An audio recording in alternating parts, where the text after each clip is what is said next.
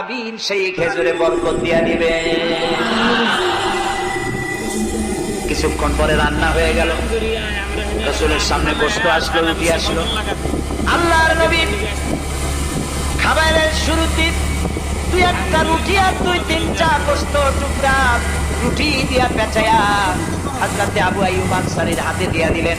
বললেন, আবু আইয়ুব, এই রুটি আর গোশত টুকরা নিয়ে যাও। আমার কলিজার টুকরা মা ফাতেমা গত 3 দিন হলো কিছু খায় নাই। দুনিয়ার মানুষের খাবার পৌঁছায়ছেন, নিজে না খেয়ে থেকেছেন।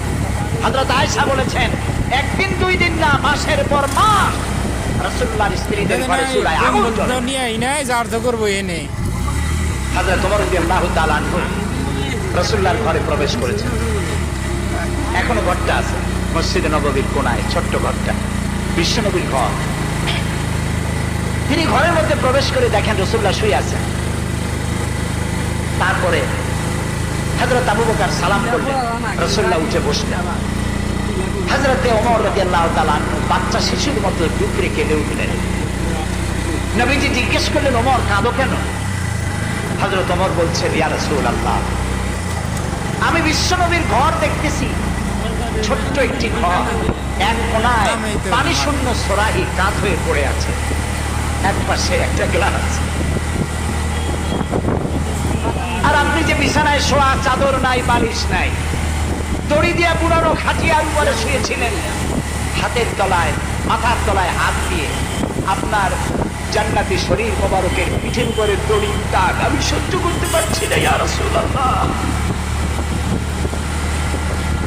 কাফেরেরা পৃথিবীতে এত শান্তি করলো, আর আল্লাহ রাসূলের গায়ে দড়ির দাগ।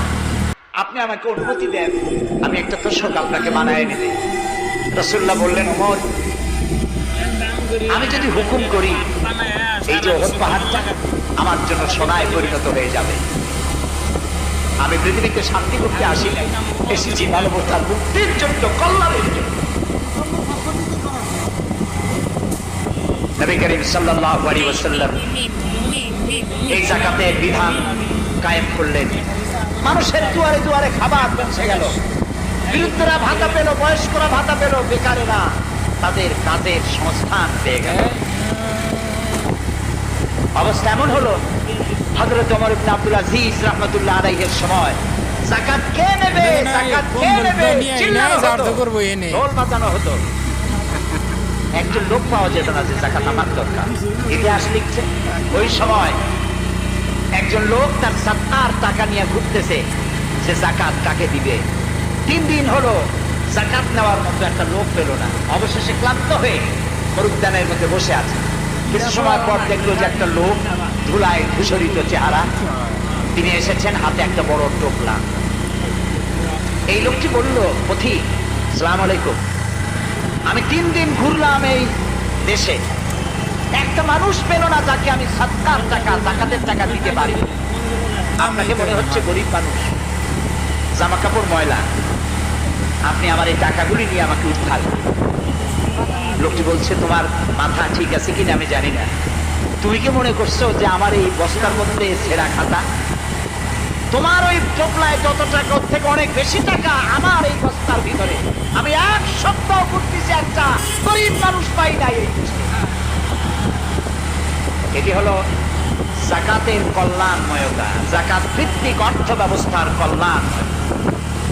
যারা এই যাকাত দেয় না, অর্থকে সঞ্চিত করে, সোনা এবং রূপাকে সঞ্চয় করে, তাদের সম্পর্কে আল্লাহ কি বলছেন?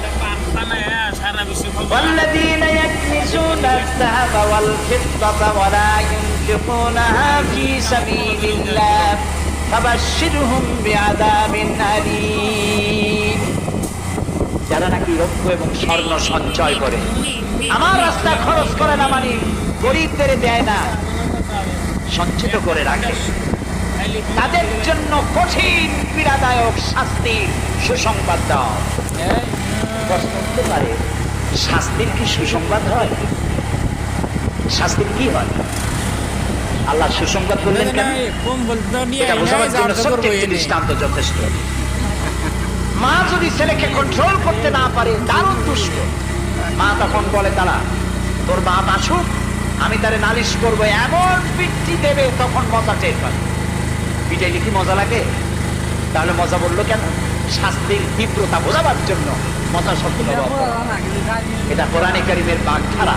আল্লাহ তাআলা বলছেন তীব্র শাস্তির সুসংবাদ দাও। স্বর্ণ আর রৌপ্য জমা করে রেখেছো, যাকাত দাওনি।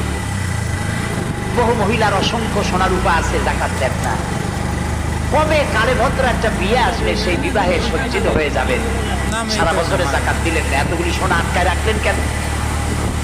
আল্লাহ চান না টাকা পয়সা পুঞ্জীভূত হয়ে থাকুক। কোরআন শুধু নামাজ রোজা নয়, দেখুন না আল্লাহ কি বলছেন। আল্লাহ বলছেন আল্লাহ বলছেন তোমাদের কিছু সংখ্যক ধনীদের মধ্যে তোমাদের সম্পদ গুলি পুঞ্জীভূত হয়ে যাক, এটা আমি চাই না। এটা যাকাত, ফিতরা, সাদকা এককালীন দানের মাধ্যমে গোটা জাতির মধ্যে পৌঁছে যাক, তাহলে মানুষের উপকার হবে। সুতরাং 7.5 তোলা নিচ পর্যন্ত যাকাত আপনার না দিলে চলবে। যখন 7.5 তোলা হবে তখনই যাকাত শুরু হবে। যত বেশি হয় গোড়া থেকে শুরু করে সবটা দিতে হবে। 52 তোলা রূপা হলে যাকাত দিতে হবে। এই যাকাতের টাকা না দিয়ে যারা জমা করে রাখেন, শাস্তিটা কি হবে শোনেন। আল্লাহ শাস্তির ধরনও বলছে। يوم يحمى عليها في نار جهنم فتقوى بها جباههم وجنوبهم وظهورهم هذا ما كنزتم لأنفسكم تكنزون। এমন একদিন আসবে যখন এই স্বর্ণ আর রৌপ্যকে জাহান্নামের আগুন দিয়ে জ্বালায়া সিল বানানো হবে। আর এই সিলগুলি তোমার কপালে, তোমার পার্শ্ব দেশে, তোমার পৃষ্ঠ দেশে সিল মারা হবে জাহান্নামের আগুন দিয়ে। আর বলা হবে হাদা মা কানাসতুম লিআনফুসিকুম, এই হলো তোমার সেই সব সঞ্চিত সম্পদ যা তুমি সঞ্চয় করে রেখেছিল, আল্লাহর রাস্তায় খরচ করো নাই। রাসূলের কাছে প্রশ্ন হয়েছে ওয়ায়াসআলুনাকা মাযা ইউনফিকুন, হে রাসূল আপনাকে প্রশ্ন করা হয় যে কি খরচ করব। আল্লাহ তাআলা বলছেন কুলিল আফওয়া, বলুন প্রয়োজনের অতিরিক্ত জিনিস আল্লাহর রাস্তায় খরচ করে দাও। আমরা প্রয়োজনের অতিরিক্তটা ব্যাংকে জমা রাখি। আল্লাহ বলেন খরচ করো, যত খরচ করবে আল্লাহ তত বাড়াই দেবে। দেখেন না আল্লাহ বাড়ায় কেমনে? আল্লাহরে বিশ্বাস করেন যে আল্লাহ যে বাড়াইতে পারেন, এটাকে বিশ্বাস করেন? এটি তো ইমানের প্রশ্ন। কেউ যদি জবাব দিতে ব্যর্থ হন তাহলে তো কুলক্ষণ। আল্লাহ কি সম্পদ কমানো আর বাড়ানোর মালিক কে?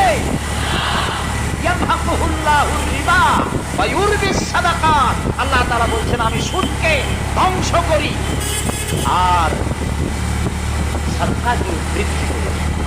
হালালে বরকত হয়, হারামে বরকত হয় না। আজ গোটা পৃথিবীতে শুধু বাংলাদেশে নয়,